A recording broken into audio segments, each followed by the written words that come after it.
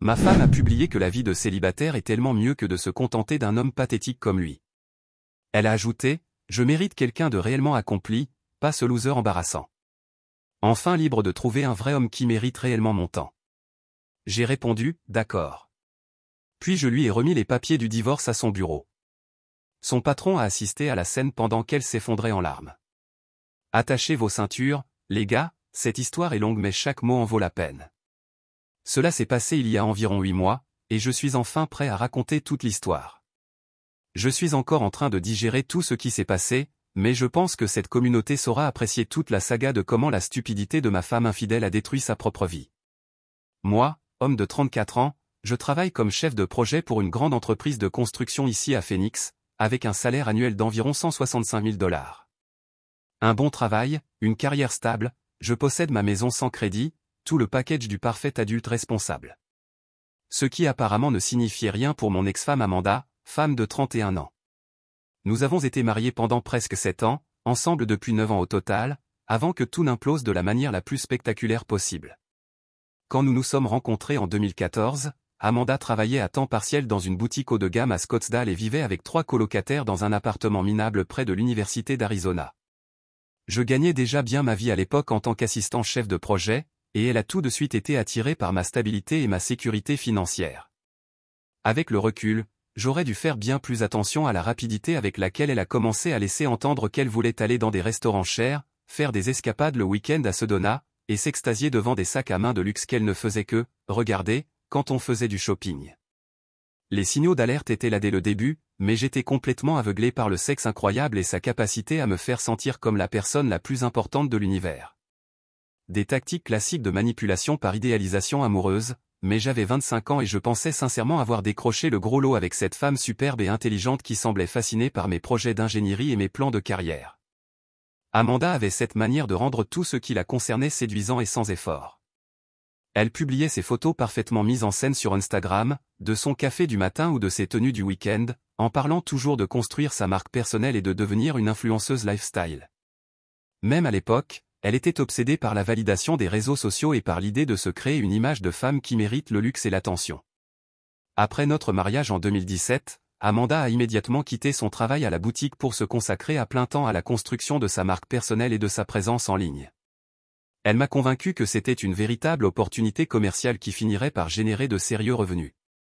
3 ans plus tard, et peut-être 3000 abonnés sur Instagram, elle n'avait jamais gagné un seul dollar, mais avait soi-disant besoin d'un budget mensuel de 9 cents $ pour des dépenses liées à la création de contenu, ce qui comprenait apparemment des vêtements de créateurs, des soins hebdomadaires au spa, des séances photos professionnelles et toutes sortes d'autres conneries qu'elle justifiait comme des investissements professionnels.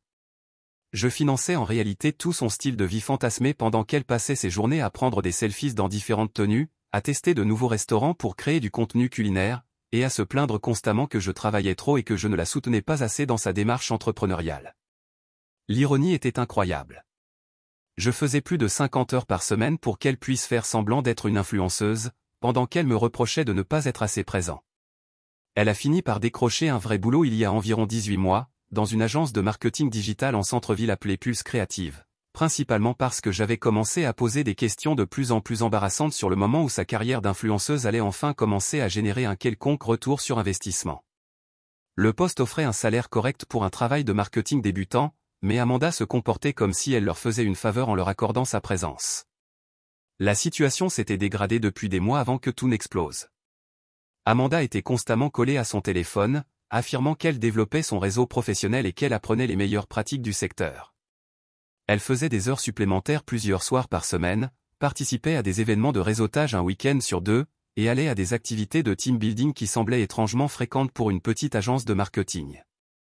À chaque fois que je suggérais qu'on passe plus de temps ensemble ou que je mentionnais une thérapie de couple pour améliorer notre communication, elle retournait immédiatement la conversation contre moi et me faisait passer pour un mec trop dépendant et contrôlant, incapable de comprendre la pression qu'elle subissait en tant que femme essayant de faire carrière dans une industrie compétitive. Je dormais comme un zombie depuis des semaines, je me baladais avec un nœud constant d'angoisse dans la poitrine, mais chaque tentative de résoudre nos problèmes de couple se transformait en dispute sur le fait que je ne soutenais pas ses objectifs professionnels ou que je ne comprenais pas à quel point elle travaillait dur pour construire quelque chose de significatif. Le plus fou, c'est que j'ai cru à ces conneries bien plus longtemps que je n'aurais dû. je continuais à me dire que peut-être j'étais vraiment trop exigeant, peut-être que je devais être plus compréhensif envers ses ambitions, peut-être que nos problèmes étaient de ma faute parce que je travaillais trop et que je n'étais pas assez disponible émotionnellement. Puis est arrivé ce mercredi soir de mars qui a absolument tout changé à jamais. J'étais assis à la table de la cuisine vers 9 h du soir, en train de revoir les plannings de projet pour un grand développement commercial dont le chantier devait commencer le mois suivant. Amanda était censée être à un autre dîner de team building avec ses collègues, le troisième ce mois-là, ce qui aurait dû être un drapeau rouge de la taille du Texas, mais j'essayais d'être le mari compréhensif qui ne remettait pas en question chaque détail de son emploi du temps social.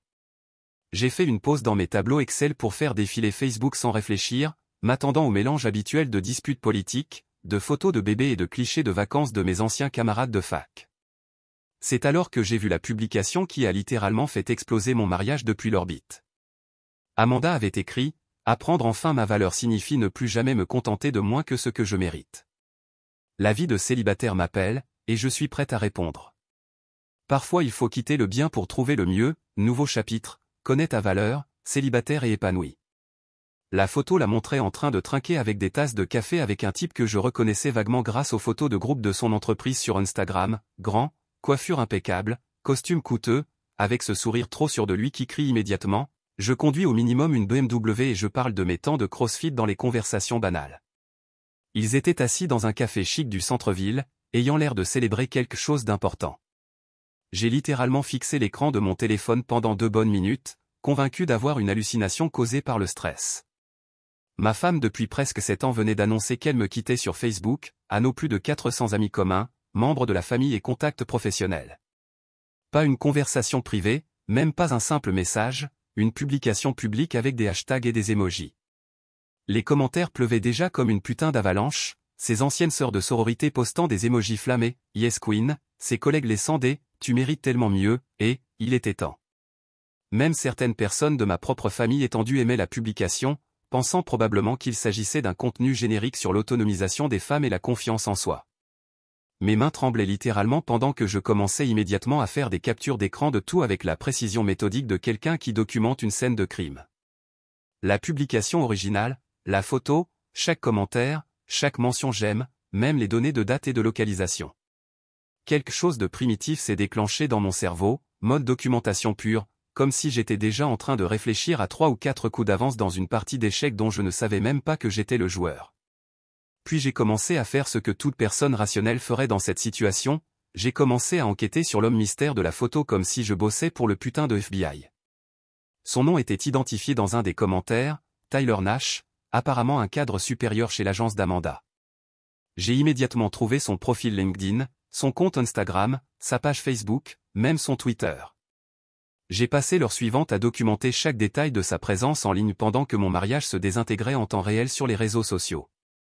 La présence en ligne de Tyler était exactement ce à quoi on s'attendrait d'un stéréotype de mec de la finance qui essaie beaucoup trop fort de paraître riche, photos à la chaîne dans des restaurants chers de Phoenix, clichés de vacances dans des resorts de Scottsdale et à des pool parties à Vegas, photos soigneusement cadrées de son Audi argenté et de son loft du centre-ville, du pur porno de style de vie conçu pour impressionner les jeunes femmes influençables qui confondent dépenses tape à accent grave. L'œil est véritable réussite financière. Mais c'est là que ça devenait vraiment intéressant. J'ai passé les 2 heures suivantes à croiser méthodiquement les publications de Tyler avec l'activité récente d'Amanda sur les réseaux sociaux.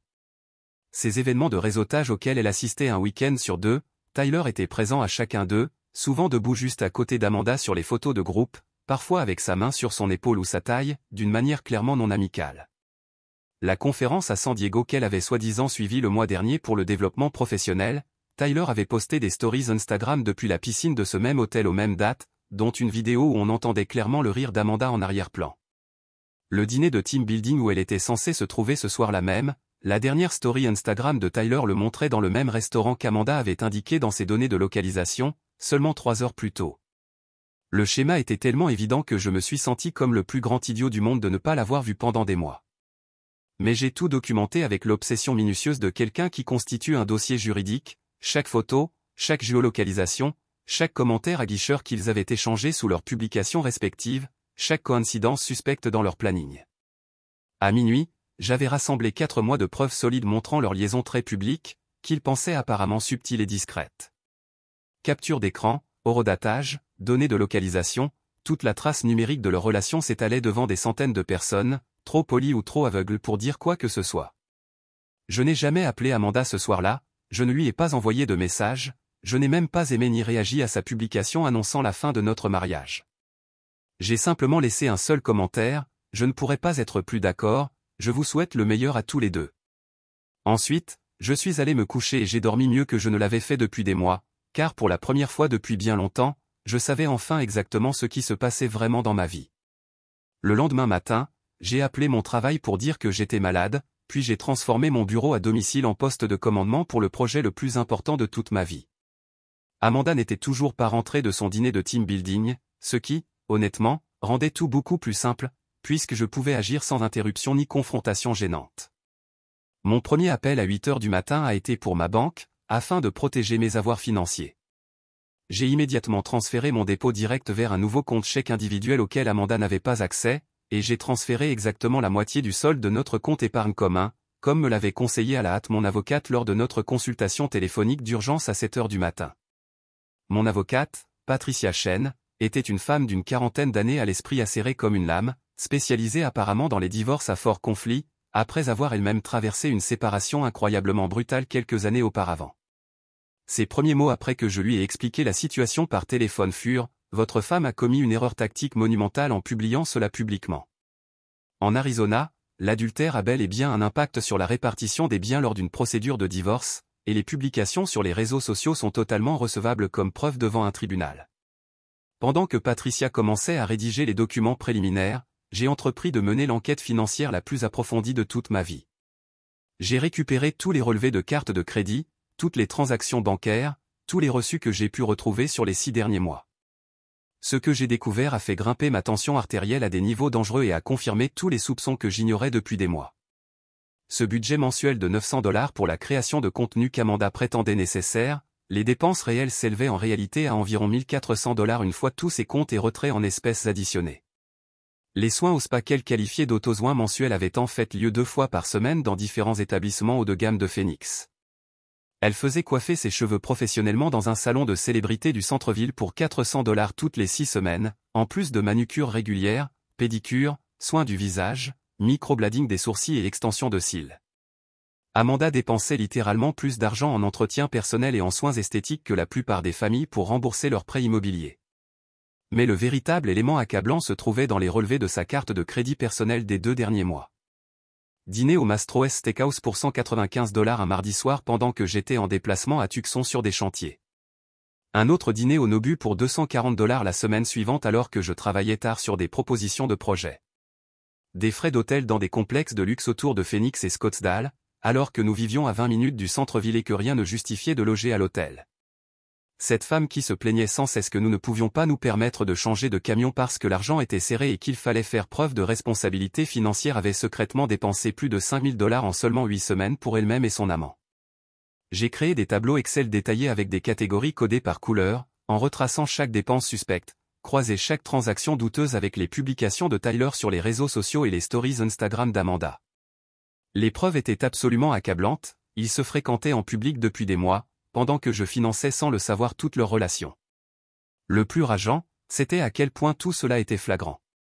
Tyler postait des photos de dîners chers avec des légendes du type soirée incroyable avec une compagnie incroyable, et Amanda commentait avec des émojis en forme de cœur et des phrases comme tu sais comment traiter une femme.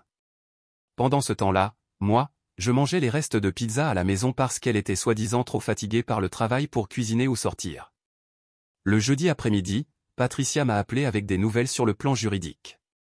Les papiers du divorce sont prêts à être déposés, dissolution classique sans faute, mais nous allons inclure toutes les preuves d'adultère pour la répartition des biens. Où souhaitez-vous que la remise des documents ait lieu?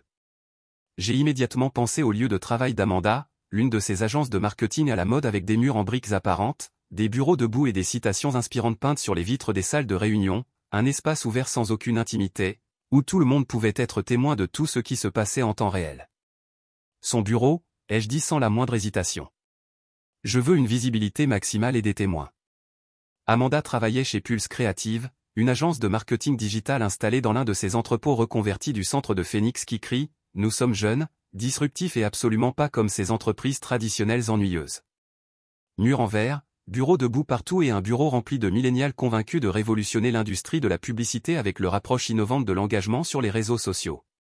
J'ai engagé un huissier nommé Miguel, un type qui avait l'air capable de soulever une voiture sans transpirer. Je lui ai donné la photo d'Amanda, accompagnée d'instructions très précises. Vendredi après-midi, à exactement 14 heures, marcher directement jusqu'à son bureau, annoncer son nom complet assez fort pour que ses collègues proches puissent l'entendre clairement, et lui remettre les documents de divorce de la manière la plus professionnelle mais aussi la plus visible possible. Le timing était délibérément calculé. Le vendredi après-midi signifiait une fréquentation maximale au bureau. 14 heures garantissait que tout le monde était revenu du déjeuner mais pas encore mentalement déconnecté pour le week-end, et j'avais observé à travers les stories Instagram d'Amanda que leur équipe avait l'habitude de se rassembler autour de son espace de travail pour des réunions informelles vers cette heure-là. Je me suis installé dans un café branché directement en face de Pulse Créative, avec une vue parfaitement dégagée sur le plateau principal de l'agence. Toute la façade avant du bâtiment était vitrée du sol au plafond, ce qui me permettait de voir pratiquement tout ce qui se passait à l'intérieur, comme si je regardais un écran de cinéma. J'ai commandé un café glacé que je n'avais absolument aucune intention de boire, et je me suis installé pour assister au spectacle. À exactement 13h58, j'ai vu Miguel entrer dans le hall avec l'assurance de quelqu'un qui avait accompli ce genre de mission des centaines de fois. La façade vitrée m'a permis de le voir parler à la jeune réceptionniste, qui a pointé du doigt le coin arrière où l'équipe marketing d'Amanda avait ses bureaux regroupés. Amanda se tenait debout à son bureau réglable, animée, en pleine conversation avec Tyler et deux autres collègues, probablement en train de partager une brillante réflexion sur les métriques d'engagement ou quelques jargons marketing creux qu'ils passaient leur journée à débattre. Tyler était adossé nonchalamment à son poste de travail, dans son costume parfaitement ajusté, défilant sur son téléphone avec cette expression perpétuellement suffisante que j'avais appris à détester à force de la voir dans les stories d'Amanda. Miguel traversa leur espace de travail ouvert tel un missile guidé avec une cible verrouillée, trajectoire directe, aucune hésitation, attitude parfaitement professionnelle mais qui dégageait pourtant une autorité et un sérieux indiscutable. Je l'ai vu atteindre leur petit groupe et prononcer le nom complet d'Amanda d'une voix suffisamment claire pour que plusieurs têtes se tournent dans les bureaux voisins. La transformation sur le visage d'Amanda a été instantanée et spectaculaire à observer. De la confusion totale à la prise de conscience, puis à l'horreur complète, tandis que Miguel lui tendait l'enveloppe manie contenant les documents de divorce. Elle a saisi les papiers comme s'ils étaient en feu et a littéralement reculé de plusieurs pas, comme si une force invisible venait de la frapper. Tyler a immédiatement fait un pas en avant, tentant de jouer le rôle de petit ami protecteur, mais Miguel s'est contenté d'un hochement de tête poli et s'est éloigné sans aucun drame ni confrontation. L'interaction entière a duré peut-être 30 secondes, mais les conséquences allaient fournir du divertissement pendant au moins 1 heure. Amanda a ouvert l'enveloppe avec des mains tremblantes et a littéralement poussé un cri en voyant les documents officiels du divorce. Pas un simple hoquet de surprise ou un sanglot discret, non, un hurlement à plein volume qui a fait que littéralement tout le monde dans l'open space s'est arrêté net pour la regarder. La chute fut immédiate, dévastatrice et totalement publique. Amanda s'est effondrée dans sa chaise ergonomique, les documents juridiques éparpillés sur son bureau, le mascara coulant sur ses joues en rivière noire alors qu'elle sanglotait de manière incontrôlable. Tyler tentait frénétiquement de lire les papiers par-dessus son épaule tout en scrutant la pièce pour voir combien de personnes étaient témoins de cette implosion, et la réponse était tout le monde, absolument tout le monde. Son responsable, un hipster dans la trentaine avec un chignon savamment entretenu et des lunettes à monture épaisse, s'approcha visiblement agacé que quelqu'un perturbe l'énergie collaborative de l'espace de travail avec des drames personnels. Amanda hyperventilait, agitait les papiers légaux comme s'ils étaient contaminés par une substance toxique. Le concept d'espace ouvert, censé favoriser la créativité, la collaboration et la cohésion d'équipe, venait de se transformer en scène de théâtre pour son humiliation complète et absolue. 40 collègues ont assisté en temps réel à son effondrement émotionnel, plusieurs ont discrètement sorti leur téléphone pour filmer la scène, les rumeurs se sont immédiatement propagées à travers les canaux Slack de l'entreprise et les messages de groupe. Tyler avait l'air complètement paniqué, réalisant brutalement que leur aventure de bureau secrète et excitante venait de se transformer en un problème juridique très public avec des conséquences professionnelles potentiellement sérieuses pour eux deux. J'ai calmement terminé mon café glacé, je me suis levé de ma table et je suis retourné à mon camion. Le spectacle était officiellement terminé, mais je savais que le véritable divertissement ne faisait que commencer. Silence radio total pendant exactement 4 jours. Mon téléphone n'a pas sonné une seule fois, pas de message, pas de mail, rien. Amanda avait littéralement disparu de ma vie comme si elle avait été enlevée par des extraterrestres, ce qui, honnêtement, ressemblait à des vacances paisibles après des mois de tensions constantes et de conflits. Puis le lundi soir est arrivé et mon téléphone a littéralement explosé comme une foutue bombe. D'abord, une série de messages frénétiques de plus en plus délirants de la part d'Amanda. « Tu te fous de moi ou quoi? C'est complètement dingue. Tu ne peux pas simplement divorcer de moi sans qu'on en discute d'abord. Je ne signerai rien tant qu'on ne se sera pas assis pour en parler comme des adultes. Tu réagis de façon totalement émotionnelle et tu fais une énorme erreur que tu vas regretter. Pense à tout ce que nous avons construit ensemble pendant cette année de mariage. Tu fais ça uniquement pour me punir parce que j'ai enfin décidé de m'affirmer. » Puis, comme si la situation n'était pas déjà assez absurde, Tyler m'a appelé depuis le téléphone d'Amanda. L'audace absolue de ce type était franchement impressionnante dans sa honte totale. « Salut mec, je pense qu'il y a eu un gros malentendu ici, » dit-il sur un ton faussement détendu, comme si on était de vieux copains qui venaient juste d'avoir un léger désaccord sur des équipes de football. Amanda est vraiment bouleversée et je pense qu'on devrait tous s'asseoir et régler ça calmement, de manière rationnelle. Aucun malentendu du tout, ai-je répondu avec un calme volontaire. Amanda a publié publiquement qu'elle voulait redevenir célibataire et trouver quelque chose de mieux. Je ne fais que l'aider à atteindre cet objectif aussi efficacement que possible. Écoute, cette publication sur Facebook, ce n'était pas, elle exprimait juste un peu de frustration liée au stress du travail. Tu sais comment les femmes peuvent être émotives quand elles subissent la pression au bureau. Ce déchet humain vient littéralement de dire, tu sais comment les femmes sont émotionnelles, à propos de l'annonce publique de ma femme qu'elle me quittait pour une vie meilleure. La condescendance était à couper le souffle. Tyler Nash, directeur de compte senior chez Pulse Creative, celui qui conduit l'Audi argenté avec une plaque personnalisée qui dit « Closer ?» ai-je demandé, lui faisant comprendre que j'avais fait mes devoirs. Silence total à l'autre bout du fil. Oui, je sais exactement qui tu es, où tu travailles, ce que tu conduis et où tu vis. J'ai 4 mois de preuves méticuleusement documentées de vous deux en train de jouer au petit couple dans tout Phoenix. Reçu d'hôtel, facture de restaurant, photos de vacances, toute la traînée numérique. Mon avocate te remercie d'avoir été aussi rigoureux dans votre documentation sur les réseaux sociaux. Nouveau silence gêné. Puis j'ai entendu la voix d'Amanda hurler en arrière-plan, « Donne-moi ce putain de téléphone tout de suite. » Elle l'a arraché des mains de Tyler et s'est immédiatement mise à hurler, « Espèce de connard vindicatif, tu m'as humilié volontairement au travail devant toute mon équipe, mon manager pense que je suis complètement instable maintenant et ma carrière est probablement foutue. Amanda, tu as annoncé notre divorce sur Facebook avec une photo de ton amant et des hashtags sur le fait de trouver mieux, puis tu as envoyé ton petit ami négocier avec moi comme s'il s'agissait d'un contrat commercial. Quelle partie de cette situation ne suggère pas que tu es instable? Ce n'est pas ce que tu crois. Tyler et moi sommes juste de bons amis qui se soutiennent mutuellement. Cette publication parlait de l'émancipation féminine et de la reconnaissance de sa propre valeur, pas spécifiquement de te quitter. Le niveau de gaslighting était absolument incroyable à observer. Elle essayait littéralement de réécrire la réalité observable tout en étant probablement assise dans le loft du centre-ville de Tyler, vêtue de vêtements que j'avais payés. Interprétation fascinante, tu devrais vraiment garder cette explication créative pour le juge. Oh, et Amanda, j'ai déplacé la moitié de notre épargne commune pour protéger mes actifs pendant la procédure de divorce. Tu devrais peut-être commencer à établir un vrai budget. Le son inhumain qui est sorti du haut-parleur de mon téléphone ne ressemblait à rien que j'avais entendu auparavant. Tu n'as pas le droit de faire ça, c'est mon argent aussi, je vais te poursuivre pour tout. En réalité, c'est majoritairement mon argent que tu as dépensé. Tu as versé environ 22 000 $ sur notre compte commun cette année, tandis que tu en as dépensé 41 000 pour toi seul, mais ne t'en fais pas, mon avocate se fera un plaisir d'expliquer les lois de l'Arizona sur la propriété communautaire pendant l'audience. J'ai raccroché, et j'ai immédiatement reçu un autre appel, cette fois du numéro personnel de Tyler. Mec, tu te comportes de manière incroyablement mesquine dans toute cette histoire. Amanda a juste fait une erreur innocente avec cette publication Facebook, mais tu essaies de ruiner toute sa vie pour, en gros, rien du tout. Tyler, elle a dépensé mon salaire pour aller à des rendez-vous romantiques avec toi pendant des mois, tout en me mentant droit dans les yeux chaque jour. Ce n'est pas rien. C'est de la fraude, du vol et de l'adultère réunis dans un seul et même joli petit paquet. Ce n'est ni de la fraude ni du vol, c'est juste que, écoute, les relations sont compliquées et parfois les gens prennent des chemins différents. Tu dramatises tout ça beaucoup trop. Tu as tout à fait raison, les relations sont compliquées.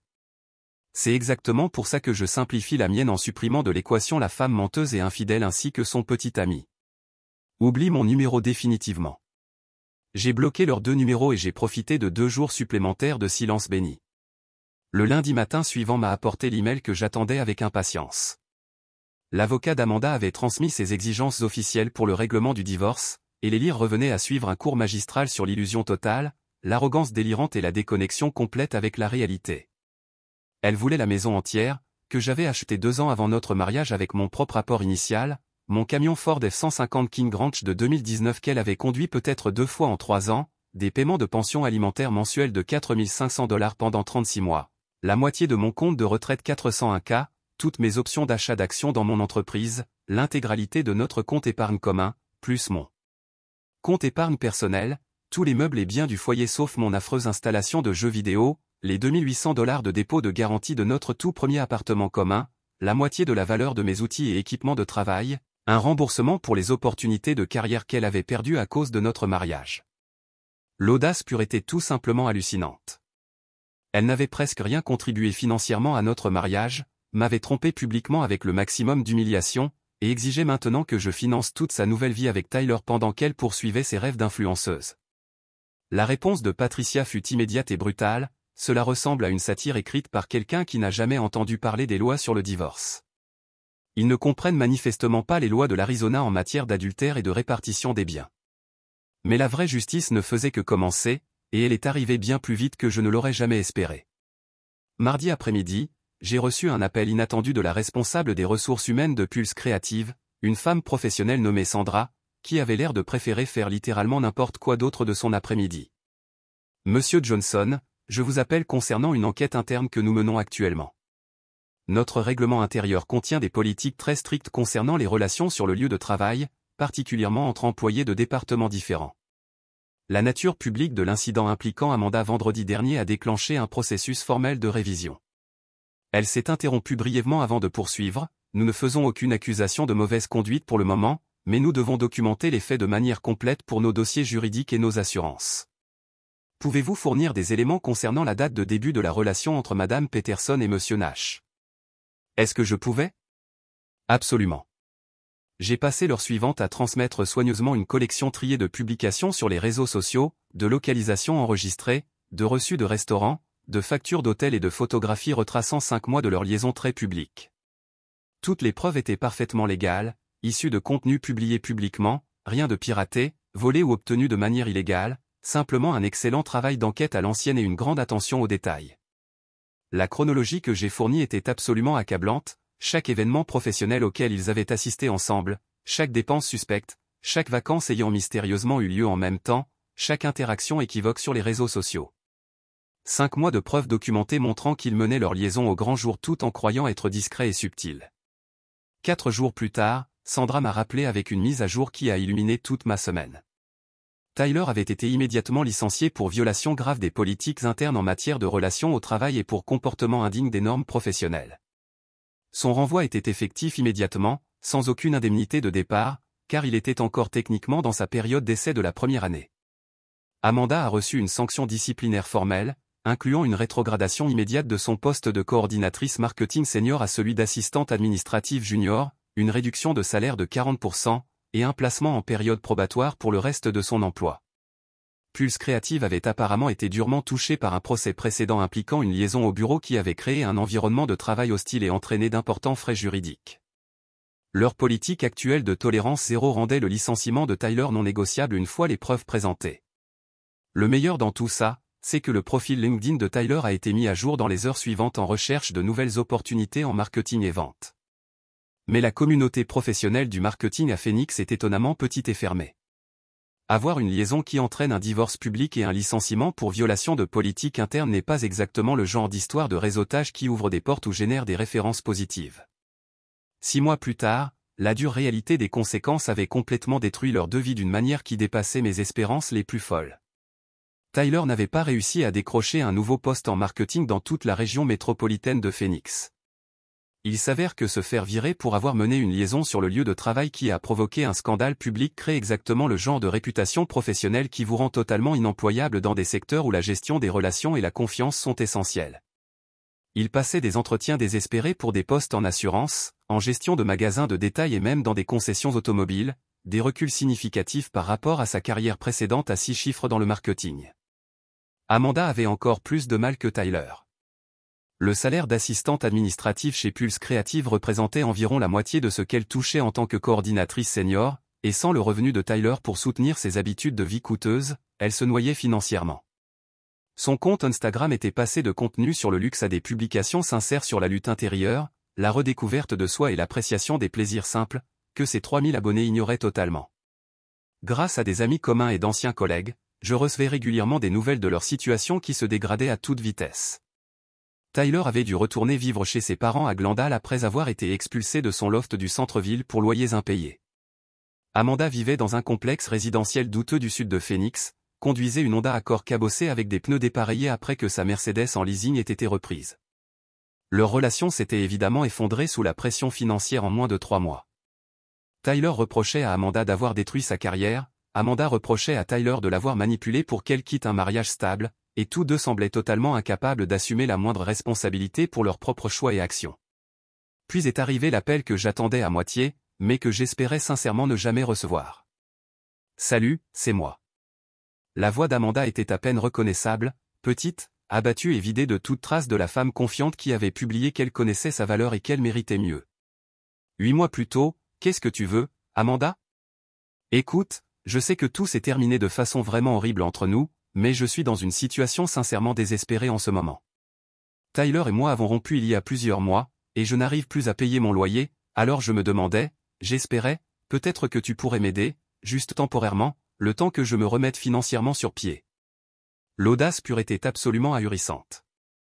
Elle m'avait trompé pendant des mois, m'avait humilié publiquement sur les réseaux sociaux, avait exigé la moitié de mes biens pendant la procédure de divorce, et maintenant elle voulait que je la sauve financièrement des conséquences de ses propres choix désastreux. T'aider, comment exactement? Peut-être que je pourrais t'emprunter un peu d'argent pour rattraper mes factures ou, je sais que ça va probablement sembler fou mais, et si je revenais vivre à la maison pendant un moment? Juste le temps de trouver un meilleur emploi et d'économiser pour un dépôt quelque part. Je pourrais dormir dans la chambre d'amis, et je te promets, il ne se passerait rien d'inapproprié entre nous. C'est juste que, honnêtement, je n'ai plus nulle part où aller maintenant. Je laissais le silence s'étirer de manière inconfortable, en l'imaginant assise dans son appartement délabré, probablement entourée de vêtements et de sacs de luxe achetés avec mon argent, réalisant enfin que son grand plan pour améliorer sa vie s'était retourné contre elle de toutes les manières possibles. Amanda, laisse-moi bien comprendre. Tu as annoncé publiquement que tu me quittais pour quelque chose de mieux, tu as exigé une pension alimentaire et la moitié de mes biens dans une procédure de divorce, tu as passé des mois à dire à quiconque voulait bien t'écouter que je freinais ton potentiel et t'empêchais de vivre ta meilleure vie, et maintenant tu veux revenir vivre chez moi? J'ai fait des erreurs terribles, d'accord, je l'admets complètement. J'étais perdu et Tyler me remplissait la tête d'idées sur le fait que je méritais mieux, que je pouvais viser plus haut, et je me suis laissé emporter par sa manipulation, au point de perdre de vue ce qui était réellement important. Mais je me rends compte maintenant que ce que nous avions ensemble était vraiment bon et stable, j'ai été incroyablement stupide de tout gâcher. Et ce qui s'est passé avec Tyler? Il n'est pas du tout celui que je croyais. Quand il a perdu son emploi, sa personnalité entière a changé du jour au lendemain. Il a commencé à me reprocher tout ce qui allait mal, à dire que j'avais ruiné sa carrière et sa réputation. Il est devenu colérique et amer pour tout, puis il est retourné vivre chez ses parents et m'a dit que j'étais complètement seul désormais. Évidemment qu'il l'a fait. Tyler n'allait jamais rester quand l'argent a disparu et que les conséquences réelles ont commencé à frapper. C'était un petit ami de beau temps, qui a quitté le navire au moment exact où la situation est devenue difficile et demandait un vrai engagement ou des sacrifices. Et maintenant, tu veux que je te sauve des résultats naturels de tes propres décisions. S'il te plaît, sa voix s'est brisée, avec ce qui ressemblait à une vraie détresse. Je sais que je ne mérite aucune aide après tout ce que j'ai fait, mais je galère vraiment. Je n'arrive même plus à acheter des courses régulièrement, mon électricité a été coupée hier, et je suis en retard sur mon loyer. J'ai juste besoin d'un coup de main pour me remettre sur pied, et après je te promets que je disparaîtrai de ta vie à jamais. Une partie de moi a presque ressenti un éclair de compassion pour sa situation, presque. Mais ensuite, je me suis souvenu de cette publication sur Facebook, avec ses hashtags sur le fait de trouver mieux, des mois de mensonges et de manipulation mentale, l'humiliation quand mes collègues et ma famille ont vu son annonce, ses demandes de divorce absolument scandaleuses. Amanda, tu as fait ton choix quand tu as décidé que je n'étais pas à la hauteur de tes standards élevés et de tes attentes. Tu as choisi Tyler, tu as choisi la vie de célibataire, tu as choisi de brûler notre mariage de la manière la plus publique et humiliante imaginable, tout en volant mon argent pour financer ta liaison. Je ne vais pas sacrifier ma tranquillité d'esprit et ma sécurité financière pour te sauver des conséquences que tu as créées toi-même par tes propres actes. Mais je me rends compte maintenant que je me suis trompé sur toute la ligne. Tu voulais l'indépendance et la liberté d'un mariage stable et ennuyeux, félicitations, tu as exactement ce que tu disais vouloir. Maintenant, apprends à vivre avec ses choix comme une adulte.